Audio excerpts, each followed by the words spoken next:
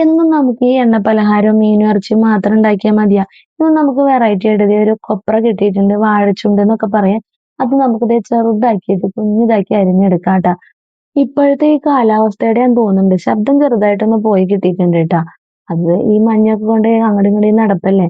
അതായിരിക്കും. കുറച്ച് ദിവസായിട്ട് നല്ല മഞ്ഞായിരുന്നു. അപ്പൊ ശബ്ദം അങ്ങട് പോയി കിട്ടിയിട്ടുണ്ട്.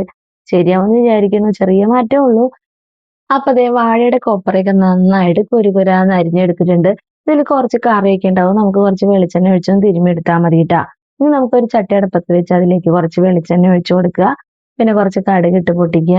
കടുകൊക്കെ ഒന്ന് പൊട്ടി വരുമ്പോ അതിലേക്ക് കുറച്ച് വറ്റൽമുളകും കുറച്ച് കറിവേപ്പിലയും കൂടി ഇട്ടിട്ട് നമുക്കൊന്ന് വഴറ്റിയെടുക്കാം. അതൊക്കെ ഒന്ന് മൂത്ത് വരുമ്പോ അതിലേക്ക് നമുക്ക് അരിഞ്ഞു വെച്ചിട്ടുള്ള കൊപ്ര ഇട്ട് കൊടുക്കുക. കുറച്ച് മഞ്ഞൾപ്പൊടി കുറച്ച് ഉപ്പും കൂടി ഇട്ടിട്ട് ഇളക്കി നന്നായിട്ടൊന്ന് മിക്സ് ചെയ്തിട്ട് വേണമെങ്കിൽ ഒരു തുള്ളി വെള്ളം നമുക്ക് തെളിച്ച് കൊടുക്കാം ട്ടാ.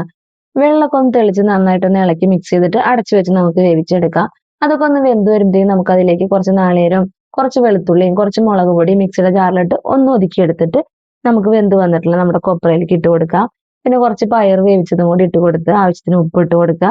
എന്നിട്ട് നന്നായിട്ടൊന്ന് ഇളക്കിയാണ്ട് മിക്സ് ചെയ്ത് ഒരു 5 മിനിറ്റ് നമുക്കൊന്ന് അടച്ചു വെച്ച് ആവിയിൽ വേവിച്ചെടുത്ത് കഴിഞ്ഞാൽ നമ്മളുടെ കൊപ്രത്തോരൻ സിമ്പിൾ ആയിട്ട് നമുക്ക് ഉണ്ടാക്കിയെടുക്കാം ട്ടാ. സിമ്പിൾ ആണ് താനും വളരെ ഹെൽത്തി ആണ്. അപ്പഴേ എന്റെ കൂട്ടുകാരില് ആർക്കൊക്കെയാണ് ഈ തോരൻ ഇഷ്ടമുള്ളതെന്ന് വെച്ചാൽ എന്തായാലും കമന്റ് ചെയ്ത് പറയാൻ മറക്കരുത്. അപ്പൊ അത് നമ്മളുടെ ഇന്നത്തെ സ്പെഷ്യലൊക്കെ ദേ ഇവിടെ റെഡി ആയിട്ടുണ്ട്. നമ്മളുടെ കൊപ്ര തോരനും മുട്ടക്കറിയും കുറച്ച് അച്ചാറും ഒരു പപ്പടമാണ്. അപ്പൊ നല്ല വിശപ്പുണ്ട്. അപ്പൊ ഭക്ഷണം ഞാനും അമ്മയും കൂടെ ദേ കഴിക്കാണ് ട്ടാ. എല്ലാവർക്കും ഉള്ള ഒരു സംശയമാണ് ഞങ്ങൾ ഇടത് കൈ കൊണ്ടാണോ ഫുഡ് കഴിക്കുന്നതെന്ന്. ഒരിക്കലും അല്ല, ഫ്രണ്ട് ക്യാമറ ഉപയോഗിക്കുന്നത് കൊണ്ടാണ് അങ്ങനെ തോന്നുന്നത്.